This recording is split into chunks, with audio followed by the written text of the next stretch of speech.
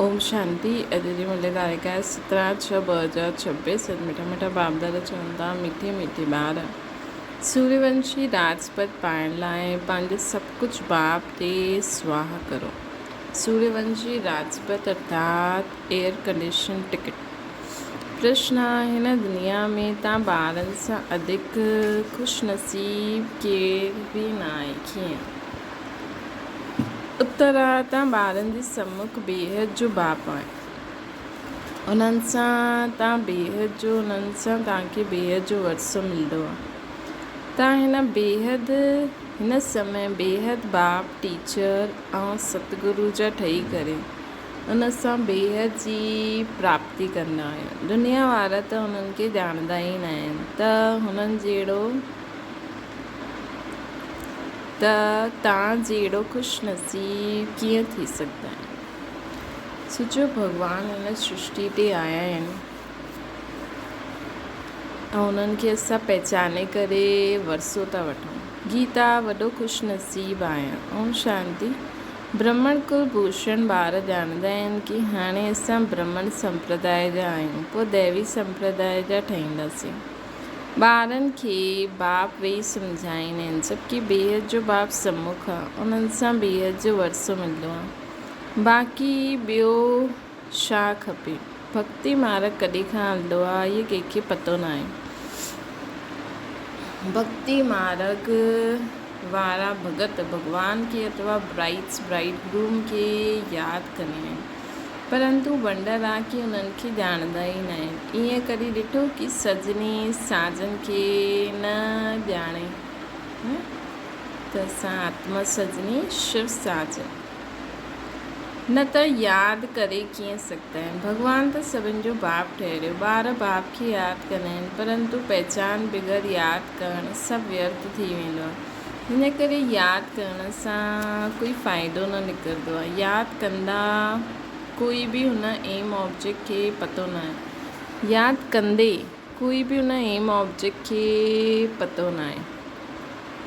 भॻवानु केरु आहे, हुन सां छा मिलंदो आहे, कुझु बि न ॼाणंदा आहिनि। एतिरा सभु धर्म, क्राइस्ट, बौद्ध आदि प्रिसेप्टर अथवा धर्म स्थापना करण वारनि खे उन्हनि जे फॉलोअर्स यादि कंदा आहिनि, परंतु उन्हनि खे यादि करण सां असांखे छा मिलणो आहे, कुझु बि पतो न आहे दुनिया वारनि खे। इन सां त जिस्मानी पढ़ाई सुठी, एम ऑब्जेक्ट त बुद्धि में रहंदी आहे। बाप सां छा मिलंदो आहे, टीचर सां छा मिलंदो आहे, ॿियो गुरू सां छा मिलंदो आहे, इहे ॿियो कोई न सम्झी सघंदा आहिनि। तव्हां हिते बाप सां पोइ टीचर जे लाइ सतगुरु जा ठहींदा आहियो। बाप टीचर सां गुरू ऊच थींदो आहे न। हाणे तव्हां ॿारनि खे निश्चय आहे कि असां बाप जा ठहिया आहियूं। बाबा असांखे 5000 वर्ष पहिरियों मुआफ़िक़ अची करे स्वर्ग जो मालिक ठाहींदा आहिनि अथवा शांतिधाम जो मालिक ठाहींदा आहिनि। बाप चवंदा आहिनि, लाडला ॿार, तव्हां मूंखां पंहिंजो वरसो वठो। सभु चवंदा आहिनि, हा बाबा, छो न वठंदासीं। अच्छा, चंद्रवंशी रामपथ पाइण में राज़ी हूंदव? तव्हांखे छा खपे? बाप सौगात खणी आया आहिनि। तव्हां सूर्यवंशी लक्ष्मी खे वरदव या चंद्रवंशी सीता खे वरदव? तव्हां पंहिंजी शक्ल त ॾिसो। श्री नारायण खे व श्री लक्ष्मी खे वरण लाइक़ु आहे, हू बग़ैर लाइक़ु ठहिण जे वर कीअं सघंदा आहियो? हाणे बाप बि सम्झाईंदा आहिनि, हू बहू जीअं कल्प पहिरियों सम्झायो हुयो, पोइ बि सम्झाइनि था। तव्हां पोइ वरी खां अची करे वरसो वठो था। तव्हांजे एम ऑब्जेक्ट या बेहद जे बाप सां बेहद जो वरसो वठणु। उहा आहे सूर्यवंशी राजपथ सेकेंड ग्रेड। चंद्रवंशी जीअं air condition first class second class ईंदी आहे, त सतयुग जी पूरी राजधानी एयर कंडीशन सम्झो। एयर कंडीशन सां ऊच कुझु हूंदो न आहे, पोइ फर्स्ट क्लास आहे। त हाणे बाबा चवंदा आहिनि, तव्हां एयर कंडीशन जो सूर्यवंशी राज्य वठंदव या चंद्रवंशी फर्स्ट क्लास? हुन सां बि कमु त पोइ सेकेंड क्लास में नंबरवार वारिस ठहो, पोइ तव्हां पुठियां अची करे राज्य कंदव, न त थर्ड क्लास प्रजा में पोइ उन्हनि में बि टिकट रिज़र्व थींदी आहे। प्रजा में भी first class reserve, second class reserve, नंबरवार दर्जा थींदा आहिनि। बाक़ी सुख त उते आहिनि, अलॻि अलॻि कंपार्टमेंट त आहिनि। साहूकार आदमी टिकट वठंदा एयर कंडीशन जी। तव्हांखे मां साहूकार कीअं ठाहींदो जो सभु कुझु बाप खे ॾींदा। बाबा ये सभु कुझु तव्हांजो आहे। भारत में ही महिमा ॻाइबी आहे न, सौदागर, रत्नागर, जादूगर। ये महिमा बाप जी आहे न कि श्री कृष्ण जी। श्री कृष्ण त वरसो वरितो हुई, सतयुग में प्रालब्ध पाई हुई। हाणे बाबा जो ठहे प्रालब्ध काथां खां त पाई हुनई न। लक्ष्मी नारायण सतयुग में प्रालब्ध भोगदा आहिनि। हाणे तव्हां ॿार सुठी रीति ॼाणंदा आहियो, ज़रूरु हिननि पास्ट में प्रालब्ध ठाही हूंदी। नेहरू जी प्रालब्ध केतिरी सुठी आहे, ज़रूरु सुठा कर्म कया हूंदा न। बिगर ताज भारत जो बादशाह हुयो नेहरू। बाप जी महिमा त ॾाढी आहे। भारत जहिड़ी ऊच देश केतिरी तव्हां ॼाणंदा आहियो, ज़रूरु हिननि पास्ट में प्रालब्ध पाई हूंदी। लक्ष्मी नारायण। हाणे नेहरू जी प्रालब्ध केतिरी सुठी आहे, ज़रूरु सुठा कर्म कया हुनई। बिगर ताज भारत जो बादशाह हुयो। भारत जी महिमा त ॾाढी आहे न। भारत जहिड़ो ऊच देश कोई थी न सघंदो आहे। भारत परमपिता परमात्मा जो बर्थ प्लेस आहे। ये राज कोई जी बुद्धि में न वेंदो आहे। परमात्मा ई सभिनि खे सुख शांति ॾींदा आहिनि। अधु कल्प जे लाइ भारत ई नंबर 1 तीर्थ स्थान आहे। परंतु ड्रामा अनुसार हिकु बाप खे भुलिजण सां सृष्टि जी हालत ॾिसो कीअं थी वई आहे। हिन करे शिव बाबा वरी खां ईंदा आहिनि। निमित्त कोई ठहींदा ई आहिनि। हाणे बाबा चईंदा आहिनि अशरीरी ठहो, पंहिंजे खे आत्मा निश्चय करो। मां आत्मा कंहिंजी संतान आहियां, ये कोई ॼाणंदो न आहे। वंडर आहे, चईंदा आहिनि ओ गॉड फादर रहम करो। शिव जयंती बि मल्हाईंदा आहिनि, परंतु उहो कॾहिं आया कोई खे पतो न आहे। ये सभु 5000 वर्ष जी ॻाल्हि आहे। बाबा ई अची करे नई दुनिया सतयुग जी स्थापना कंदा आहिनि। सतयुग जी आयु लाखों वर्ष। बाबा ई अची करे सतयुग जी स्थापना कंदा आहिनि। सतयुग जी आयु लाखों वर्ष त न थी सघंदी आहे न। घोर अंधियारे में आहिनि। गीता जो उपदेश केतिरो अची करे ॿुधंदा आहिनि, परंतु न पढ़ाइण वारो न पढ़ण वारा कुझु सम्झंदा आहिनि। बाबा केतिरो सहज सम्झाईंदा आहिनि। सिर्फ़ु बाप खे यादि करो। गृहस्थ व्यवहार में रहंदे फूल समान ठहो। विष्णु खे बि सभु अलंकार ॾिनल आहिनि। शंख बि आहे, फूल बि आहे। वास्तव में देवताउनि खे थोरी ॾिबो आहे। इहे सभु केतिरी गुह्य गंभीर ॻाल्हियूं आहिनि। ब्राह्मणनि जे अलंकार आहिनि, परंतु ब्राह्मणनि खे कीअं ॾियूं। अॼु ब्राह्मण आहिनि, कल्ह शूद्र ठही वेंदा आहिनि। ब्रह्म कुमार ई शूद्र कुमार ठही वेंदा आहिनि। माया देरी न कंदी आहे ब्रह्म कुमार खे शूद्र कुमार ठाहिण में। अगरि कोई गफ़लत कई, बाप जी श्रीमत ते न हलियो, बुद्धि ख़राब थी, माया सुठी तरह चमाट मारे मुंहुं फेरे ॾींदी आहे। मनुष्य गुस्से में चईंदा आहिनि थप्पड़ मारे मुंहुं फेरे ॾींदासीं, त माया बि ईअं ई आहे। बाप खे भुलिया ऐं माया हिकु सेकेंड में थप्पड़ मारे मुंहुं फेरे ॾींदी आहे। हिकु सेकेंड में जीवन मुक्ति पाईंदा आहिनि। माया सेकेंड में जीवन मुक्ति ख़तमु करे ॾींदी आहे। हिन करे ॾाढो संभाले करे हलणो। केतिरा सुठा ॿार माया खे पकड़े, केॾे सुठे ॿारनि खे माया पकड़े वठंदी आहे। ॾिसी आहे किथे गफ़लत में आहिनि त झटि थप्पड़ लॻाए ॾींदी। बाबा त अची करे पुराणी दुनिया सां मुंहुं फिराईंदा आहिनि।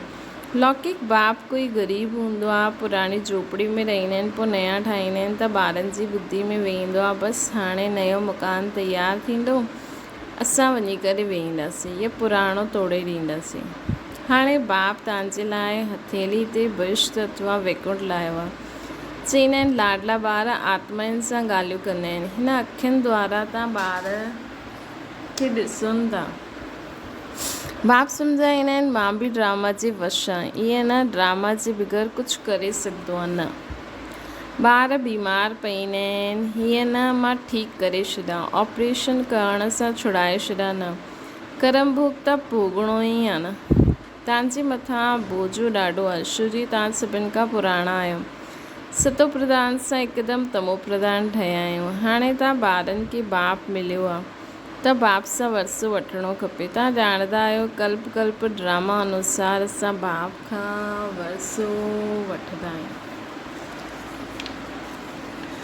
त सूर्यवंशी चंद्रवंशी घराने जा हूंदा, उहो अवश्य ईंदा। जो देवी देवता हुया पोइ शूद्र ठहिया आहिनि, उहो ब्राह्मण ठही देवी संप्रदाय ठहींदा।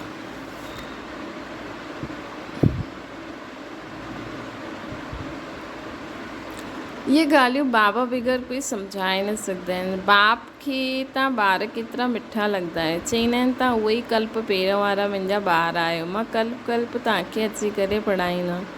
केतिरी वंडरफुल ॻाल्हियूं आहिनि। निराकार भॻवान वाच, शरीर सां वाच कंदासीं छा? शरीर अलॻि थी वेंदो त आत्मा वाच न करे सघंदी, आत्मा डिटैच थी वेंदी आहे। हाणे बाप चईंदा आहिनि अशरीरी ठहो। ईअं न प्राणायाम आदि चढ़ाइणो आहे, न सम्झणो आहे मां आत्मा अविनाशी आहियां। मुंहिंजी आत्मा में 84 जन्मनि जो पाठ भरियलु आहे। बाबा ख़ुदि चईंदा आहिनि मुंहिंजी आत्मा बि जो एक्ट कंदी आहे उहो सभु पाठ भरियलु आहे। भक्ति मार्ग में हुते पाठ हलंदो आहे, पोइ ज्ञान मार्ग में हिते अची करे ज्ञान ॾींदो आहे। भक्ति मार्ग वारनि खे ज्ञान जो पतो ई न आहे,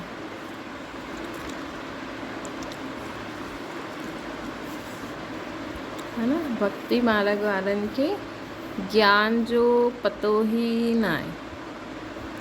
कोई शराब पीतो न त शराब पीती न आहे त टेस्ट कीअं पतो लॻंदो। ज्ञान बि तॾहिं वठे जॾहिं पतो पए, ज्ञान बि जॾहिं वठे तॾहिं पतो पए। ज्ञान सां ई सदगति थींदी आहे, त ज़रूरु ज्ञान सागर ई सदगति करे सघंदा आहिनि।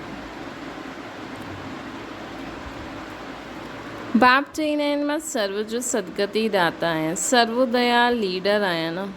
केतिरा क़िस्म क़िस्म जा आहिनि, वास्तव में सर्व ते दया करण वारो त बाबा ई आहे।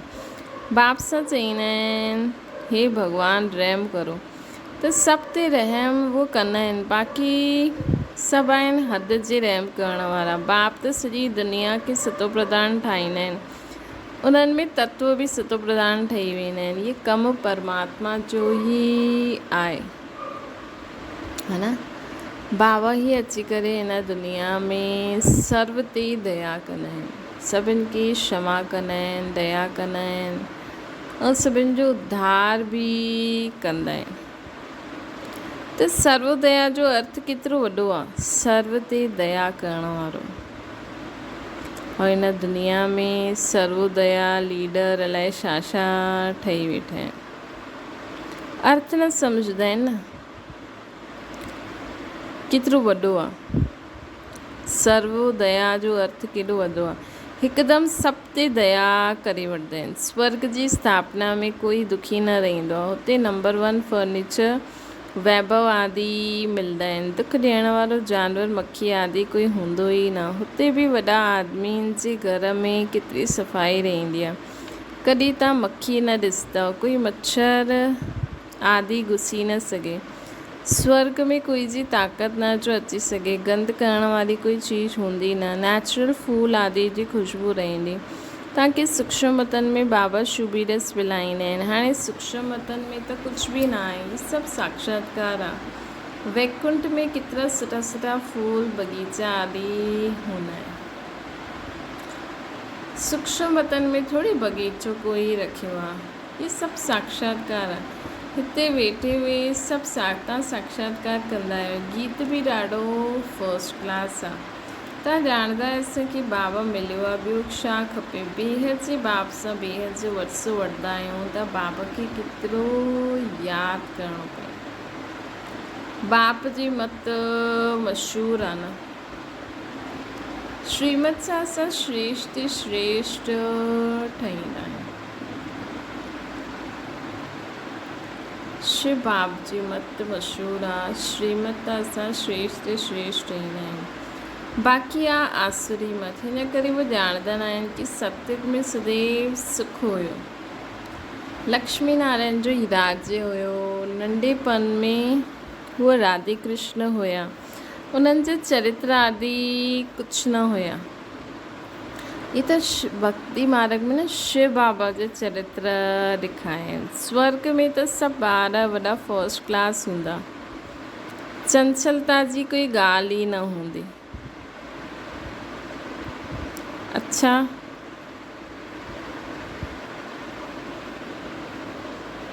मतिलबु ये जो ये ॾेखारी अथनि कृष्ण ईअं कंदो आहे, ईअं कंदो आहे, गोल्डन एजिड कृष्ण कंदो आहे। ये संगम एजिड कृष्ण मतिलबु शिव बाबा शिव कंदा आहिनि।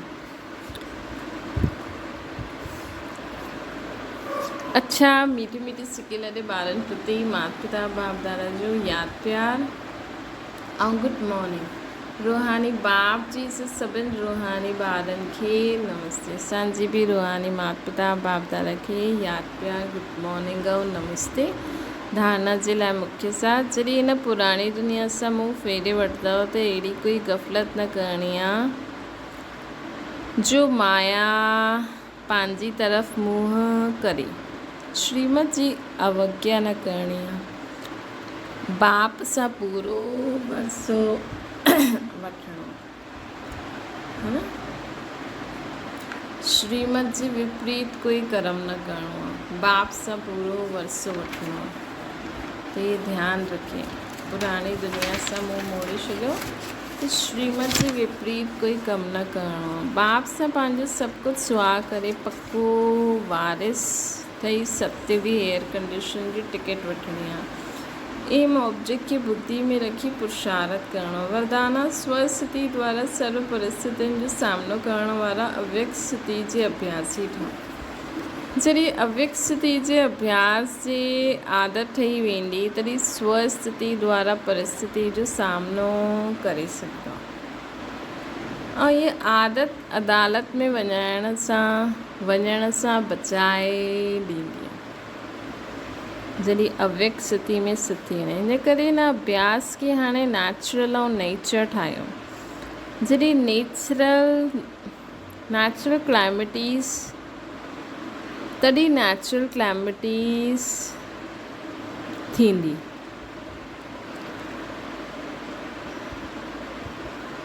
जॾहिं तव्हांखे अव्यक्त स्थिति में स्थित थियण जो अभ्यास हूंदो तॾहिं नेचुरल क्लैमिटीज़ थींदी। श्री जॾहिं सामनो करण वारा स्वस्थिति सां परिस्थिति खे पार करण जी शक्ति धारण करदा तॾहिं पर्दो खुलंदो। हिन करे पुराणी आदतुनि सां, पुराणे संस्कारनि सां, पुराणी ॻाल्हियुनि सां पूरो वैराग्य हुजे। स्लोगन आहे स्वयं खे निमित्त करनहार सम्झो त कॾहिं बि कर्म जे थकावट में न अची सघंदा। कर्म जे थकावट में न ईंदा जॾहिं ख़ुदि खे निमित्त सम्झी करे हलंदा कि मां निमित्त आत्मा आहियां। करन करावनार बाबा आहे। माण्हुनि खे बि न मां थकिजी पई आहियां, मूंखे हेॾो कमु करिणो आहे, मूंखे हेॾे वञिणो आहे। बाबा अॼु हेॾे हलणो आहे, ख़तमु ॻाल्हि। मातेश्वरी जी जा अनमोल महावाक्य। मनुष्य लोक, देवलोक, भूतलोक जी दुनिया जो विस्तार। ॾाढा मनुष्य प्रश्न कंदा आहिनि कि अशुद्ध जीव आत्मा जेके घोष चइबो आहे, ये सच आहे या कल्पना आहे अथवा वहम आहे। हुन ते अॼु स्पष्ट सम्झाइनि था बाबा कि मनुष्य आत्मा जॾहिं विक्रम कंदी आहे त हुनखे अनेक प्रकार जी सजायूं भोगणु अवश्य पवंदी आहे। ऐं भोगनी भी मनुष्य जन्म आहे, न कि जानवर पंछी पशु जी योनि में। दुख सुख भोगना जी महसूसता मनुष्य में जास्ती आहे, न कि जानवरनि में। हिन सृष्टि खेल में मुख्य पार्ट मनुष्यनि जो आहे। ये जानवर पंछी आदि त जी सृष्टि ड्रामा जी शोभा आहे। सॼे कल्प जे अंदरि सत्ययुग आदि खां कलयुग अंत ताईं मनुष्य आत्मा 84 जन्म वठंदी आहे। बाक़ी 84 लख त जानवर पंछी आदि जी वैरायटी थी सकती आहे। हाणे इहे सभु राज परमात्मा बग़ैर कोई सम्झाए न सघंदो आहे। आत्मा जो निवास स्थान ब्रह्म तत्व में आहे, निराकारी दुनिया में। बाक़ी हिन जानवरनि जी आत्मा ब्रह्म तत्व में न वञी सघंदी आहे, उहा हिन आकाश तत्व जे अंदरि ई पाठ विञाईंदी आहे। उन्हनि जो बि मर्ज इमर्ज जो आहे, सतो रजो तमो में अचण जो पाठ आहे। हिन करे प्रकृति जे ॾाढे विस्तार में न वञी करे पंहिंजी आत्मा जो कल्याण करो, अर्थात मनमना भव। जॾहिं ईंदा आहिनि मनुष्य आत्मा में, जो आत्माऊं अशुद्ध कर्म करण सां विक्रम ठाहींदियूं आहिनि, वो पंहिंजे अशुद्ध संस्कार अनुसार जनम मरण जे चक्कर में अची आदि मध्य अंत अर्थात मरण जे समय पंहिंजे किए वे विक्रमनि जो साक्षात्कार करे सूक्ष्म सजा भोगदी आहे। मनुष्य आत्मा अशुद्ध कर्म करण सां विक्रम ठाहींदी आहे। वो पंहिंजे अशुद्ध संस्कार अनुसार जनम मरण जे चक्कर में अची आदि मध्य अंत अर्थात मरण जे समय पंहिंजे किए वे विक्रमनि जो साक्षात्कार पाए सूक्ष्म सजा भोगदी आहे। न थोरे समय में वो अनेक जन्मनि जो दुख महसूस कंदी आहे। पोइ शरीर छॾे गर्भ जेल में वेंदी आहे, दुख भोगदी आहे। पोइ संस्कार अनुसार माता पिता वटि जन्म वठंदी आहे, हुते बि पंहिंजे जीवन में दुख सुख भोगदी आहे। हिनखे चइबो आहे आदि मध्य अंत। परंतु कोई आत्मा खे जल्दी शरीर न मिलंदो आहे। उहा आकारी रूप में न आकाश तत्व जे अंदरि गोश्त ठही भटकदी रहंदी आहे। ये भी हिकु सजा आहे, अर्थात भोगना आहे। हुन अशुद्ध जीव आत्मा सां कंहिंजो हिसाब किताब हूंदो आहे त उहो हुन में प्रवेश करे हुनखे दुख ॾींदी आहे, अर्थात हिसाब किताब चुकंदो करे पोइ वञी करे पंहिंजो शरीर धारण कंदी आहे। कोई जीव आत्मा त जंहिंमें प्रवेश कंदी आहे हुनखे ॾाढी मारदी बि आहे।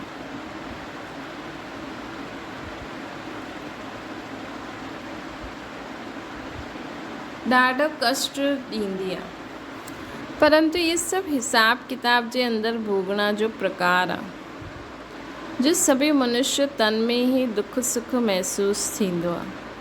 त इहे त तव्हांखे सम्झायो आहे कि जो आत्मा मुक्ति धाम सां हिन साकारी खेल में ईंदी आहे, उहो विच में कॾहिं बि वापसि मुक्ति धाम में न वञी सघंदी आहे, परंतु पंहिंजे किए उहे अशुद्ध शुद्ध कर्म अनुसार दुख सुख जे चक्कर में ईंदी आहे। सभी आत्माउनि जो पुनर्जन्म थींदो आहे, सिर्फ़ु हिकु परमात्मा जो ही पुनर्जन्म न थींदो आहे। अच्छा, अव्यक्त इशारो। सदा हर्षित रहण लाइ पंहिंजी नेचर खे सरल ठाहियो, सहनशील ठहो। बाप दादा खे सभिनि खां प्यारो साफ़ दिलि ॿार आहिनि।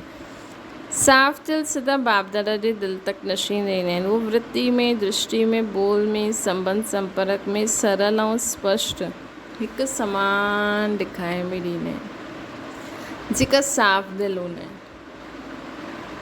है न, जो ॻाल्हि आहे न उहो साफ़ साफ़ असांखे करणी खपे। सरलता जी निशानी आहे दिलि दिमाग़ बोल हिकु समान, मतिलबु जो सोचो उहो ई ॻाल्हायूं, उहो ई कमु करो। दिलि में हिकु बोल में ॿियो, इहे सरलता जी निशानी न आहे। सरल स्वभाव बोल, सरल स्वभाव वारा सदा निर्मांचित हूंदा, निरंकारी हूंदा और निस्वार्थी हूंदा। त चेक करो कि तव्हां निर्मांचित आहियो, निरंकारी आहियो या निस्वार्थी आहियो। इन अनुसार तव्हां ख़ुदि खे चेक करे सघंदा आहियो कि तव्हां सरल स्वभाव वारा आहियो या न। उहो सरल चित, सरल वाणी, सरल वृत्ति, सरल दृष्टि वारा हूंदा। अच्छा, ओम शांति। बाबा खे यादि करो।